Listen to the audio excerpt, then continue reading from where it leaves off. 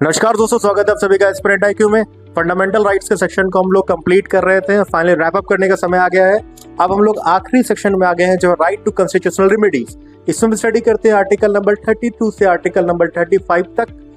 Easily trick से याद करना है तो कोई ट्रिक वैसा आपको मिलेगा नहीं, आप याद कर सकते हैं RFML। इसे याद रख लीजिए आप, RFML, जिसमें R से रेमेडी हो गई, दूसरे में फोर्सेस को लेकर बात किया जाता है, तीसरा में मार्शियल लॉ के बारे में बात किया जाता है, एट लास्ट एलिजिबल लेजिस्लेशन। तो आप RFML याद रख सकते हैं। चलिए अब आर्टिकल को डील करते हैं। सबसे पहले आर्टिकल नंबर 32 जो बोलता है remedies for the enforcement of rights conferred by this part. अब ये पार्ट काफी इंपॉर्टेंट है, इसी पार्ट को कॉन्स्टिट्यूशनल रेमेडीज का नाम दिया गया है। भीमराव अंबेडकर जी ने आर्टिकल नंबर 32 को heart and soul of the Indian constitution कहा था। इसके तहत होता यह है कि अगर आपके फंडामेंटल राइट का हनन सरकार के द्वारा, ऑथोरिटी के द्वारा, किसी के भी द्वारा अगर आपके फंडामेंटल राइट का हनन हो रहा है तो आपके पास इस आर्टिकल नंबर 32 के अंतर्गत ये शक्ति है कि आप सीधा सीधी सुप्रीम कोर्ट के पास जा सकते हैं और सुप्रीम कोर्ट आपके मदद के लिए 5 तरह का रिट जारी कर देगा। वो रिट है हैबियस कॉर्पस, सर्टिलरी, प्रोहिबिशन, मैंडेमस और क्यू वारंटो। याद रख लेना है, काफी इंपॉर्टेंट है आर्टिकल नंबर 32। अगला आता है आर्टिकल नंबर 33।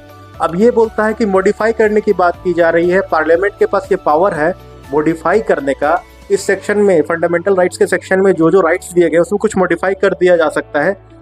जब बात आती है फोर्सेस वगैरह को लेकर के, मतलब कि मिलिट्री पर्सनल्स को लेकर के बात आती है, तो कुछ बदलाव किए जा सकते हैं, क्योंकि जो फंडामेंटल राइट आम आदमी के लिए एप्लीकेबल है वो फंडामेंटल राइट ये जरूरी नहीं है कि फोर्सेस या मिलिट्री पर्सनल्स के लिए भी लागू हो, क्योंकि उन्हें अलग जगह पे काम करना पड़ता है। तो हो सकता है कि किसी प्लेस पर 8 घंटा काम लीगलाइज्ड है लेकिन वहां पर आपको 12 घंटा करना पड़े।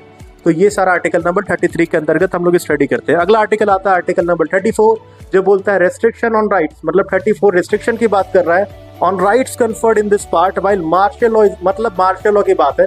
तो आप सोचिए कि किसी प्लेस पर अगर मार्शियल लॉ लगा हुआ है, वहां पर अगर आप बोलिए कि नहीं नहीं नहीं मैं अपने फंडामेंटल राइट्स को एंजॉय करूंगा, मैं जिस तरीके से पहले जब कोई भी लॉ नहीं लगा हुआ था, कोई भी इमरजेंसी नहीं लगा हुआ था, तभी मैं अपने राइट्स को जिस तरीके से एंजॉय कर रहा था अभी भी वैसे ही एंजॉय करूंगा, नॉट पॉसिबल। अगर मार्शियल लॉ लगा हुआ है तो आपके राइट्स को उस समय ले लिया जाता है, बहुत सारे राइट्स पर आपके रिस्ट्रिक्शन लग जाता है। And at last article number 35 जो बोलता है legislation to give effect to the provision of this part. इस पार्ट को लेकर के जो भी लेजिस्लेशन करना है उसको आर्टिकल नंबर 35 में हम लोग स्टडी करते हैं। मतलब लास्ट आर्टिकल जो फंडामेंटल राइट की है उसमें लेजिस्लेशन की बात की गई है।